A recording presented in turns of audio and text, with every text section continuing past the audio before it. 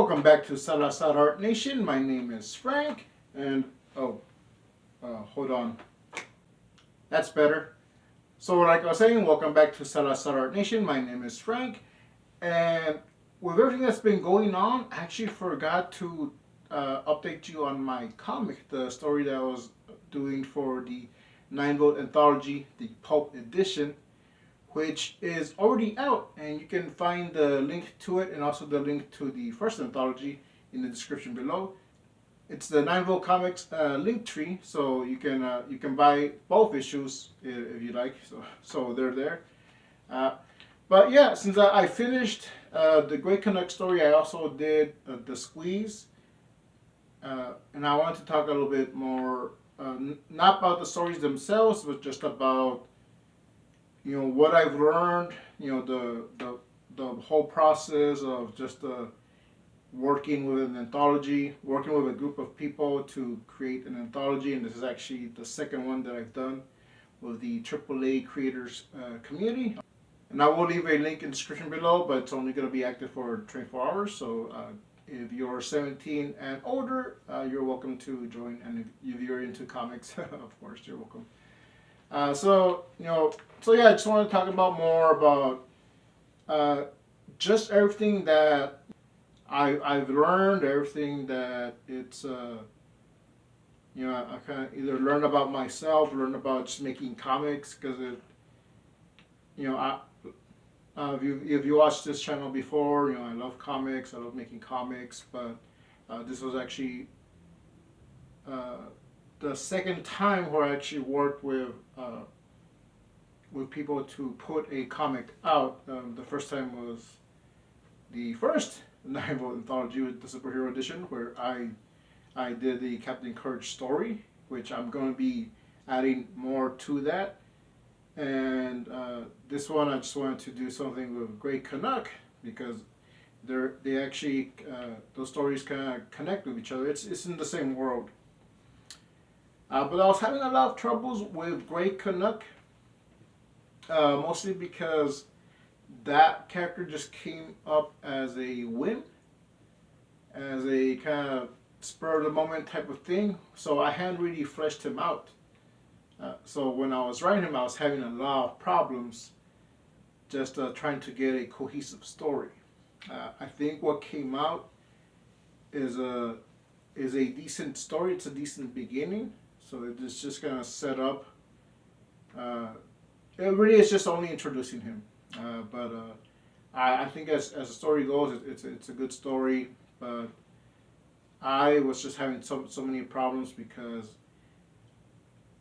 like, since I already done the Captain Courage comic, I was like, I can do it again. Well, Captain Courage already had a very rough idea. I didn't have a script written out, but I did have a rough idea of what I wanted to do with him, because it's a character I've been working on for years. Great Canuck, technically I've only been drawing him and just working on something for him just for this one, and it is a character that I did want to use a little bit more. So I did want something more of a cohesive story, but I didn't write anything down. It was just kind of like coming up with ideas just as they came to me, spur of the moment. Just so I learned the hard way. Write a story out. Draft your story, which I mean. Anyone, and you look up any videos about creating comics, they'll tell you that. But I got cocky, since I already done it and I already been writing stories. I've been doing little comics where I just think of the story like then and there, but there were one-offs. So that even the little comics I had been doing, I had roughly an outline. What it was going to be about, what they're going to be about. I didn't really have that for Great Canuck, so it wasn't until I just kind of buckled down and started just really applying myself, what story I want to tell, how I want to tell it, because I had different ideas how I was going to do the origin and all these things and what I wanted to tell. And I decided to hold off on that and just introduce the character. So that's what I did. But even then, like, and after that, it started flowing a little bit better. But even then, I still was having problems with my Picasso tablet, which I had just gotten recently, which I did do a review. And I think it wasn't really the tablet itself. Or I will say, don't put pressure on on the tablet. I was doing that. I was putting a little bit too much pressure on there. So, but tablet itself is fine. It wasn't really the tablet. I think it was the program I was using. I'd already been putting it through. I've been using it a lot, so I just kind of put it through a few things, and I kept transferring files back and forth. So I think something got corrupted. But I had finished working on a page, and I liked how that page turned out. Before I could save it properly, before I could export the page, it glitched, and everything that was saved in that file was gone. The whole file was gone. Good thing I did have a part of that page exported, which was an earlier version where it was line art for some of the panels, and I was able to take a screenshot of the finished page, but it did have some other images kind of like opaque, so I couldn't use that, but I was able to crop out some panels that were still usable. So I was able to put that page back together, but that page was giving me so much problems that to the point where I didn't think I was going to finish. I was already nearing the deadline. Just what could go wrong did go wrong, and it was to the point where I was actually giving myself an anxiety attack. That I just had to like stop and reassess and just hey, it's a story I want to do this comic. I want to finish this comic, but I'm not gonna kill myself over it. So I just stopped. I was like, I'm not gonna worry about deadlines. I'm not gonna worry about finishing on time. I mean, it's not like I was getting paid for it. I just wanted to get the story out in time so we could get the book out in time. But really, the deadline was just there to kind of get us used to deadlines. So I just kind of, okay, I'm gonna slow down on this, and take my time, and I did. I made it in time for the deadline. So I was still having problems with the tablet. So there, towards kind of the last pages, I'm not really too happy with how they turned out. I think they came out all right, but I just had to make some cuts, cut out some scenes. So I had to make a few compromises. For most part, I think it's the story itself is not bad, but I think I will go back and I'm gonna fix some of the panels. But I am gonna go back to that story anyway because it is on a cliffhanger, so I am gonna finish it. But that's just something I'm gonna do on my own. I'm not gonna be rushing through it. So yeah, so I mean, I learned to just kind of not not put so much pressure on myself. I have friends that people that say like whatever, like you make comics, or like, oh, that's for kids, or that's easy, anyone can do that, or like that's not hard. Yeah, you put work, you put time, you do put pressure on yourself.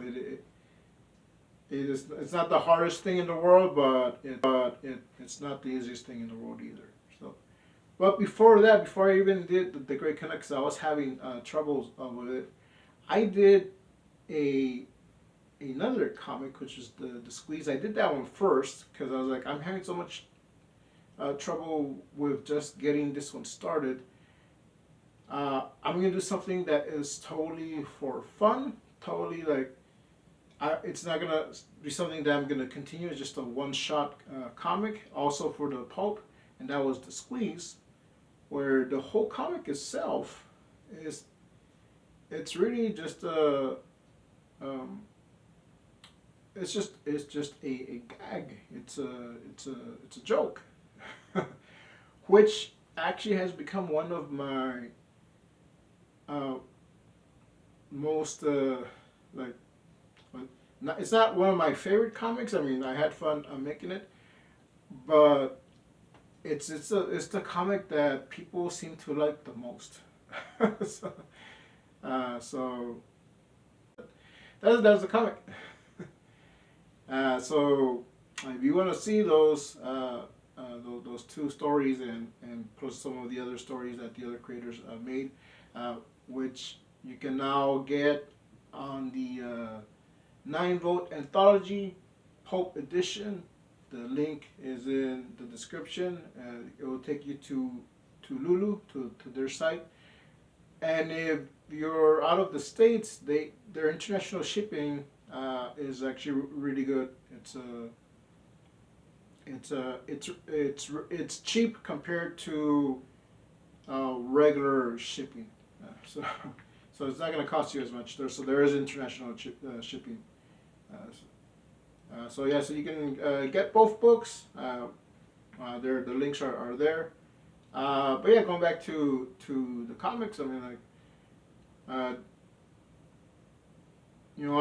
like I was saying, I learned to just kind of like like not put so much pressure unless there's an actual deadline. We are doing the Christmas Anthology, and there is a hard deadline for that one. I am actually working on the story right now. But I'll tell you right now, if I don't make it in there, I'm not gonna sweat it because I can still put out the story on my own,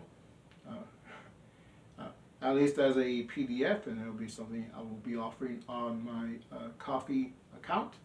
So like I said, if you still need a few bucks, you're gonna get some comics. Just depends. The minimum of $3 is gonna get you 2, maybe 3. I'll do 3 comics, 3 PDF comics. Above that, anything higher than that, I'll include more things. So I do have a few comics I can put out, and also have the character cards for Captain Courage, for Great Canuck, and a third character, which I won't say, but I'll send you the digital PDF for those cards as well. That's above $3. So yeah, all that is in the description below. So check that out. But another thing I learned, just deadlines, just meeting deadlines, and just being open to more critiques. So that's something where I just kind of like, I'm very weary with critiques, especially where it's just people just telling you without asking you if you want their advice or their critiques. But we do have a critique corner in the AAA, so you can drop your art there and ask for advice, ask for critiques. So learning to do that was also an experience, which I still haven't actually dropped anything in the critique corner, but I have asked critiques in the other, I think it was in the art share. But yeah, just learning to take a little bit more criticism, and being able to react well to it, which actually I tend to do that more with people that I've already been working with or gotten to know a bit better. But you know, that's the beauty of having a community. You actually, and if it's a supportive community, you tend to become friends with most of them. So, yeah. And in the Great Canuck story, there's actually a I included a piece of artwork of a rendition of Great Canuck that I didn't do. Anna Raub did. And she actually did that as a critique. I liked it so much, I asked her for permission to put it in there, and so she's even credited as an artist in that story. So, so you know, hey, give credit where credit is due. So yeah, I think that was pretty much. I mean, I've learned a bunch of things just from being in the AAA creators Discord. But also like being able to do the squeeze first, just kind of put the other story aside and just do something fun. Like even when I look at it, when I read it, and when I tell people about it, like it's a very fun story. So like. So people tend to like it a bit more. So, so just being able to just get out the creative juices, because sometimes I know I've done this before. That like if I'm stuck on something, I'll just leave it and maybe get back to it.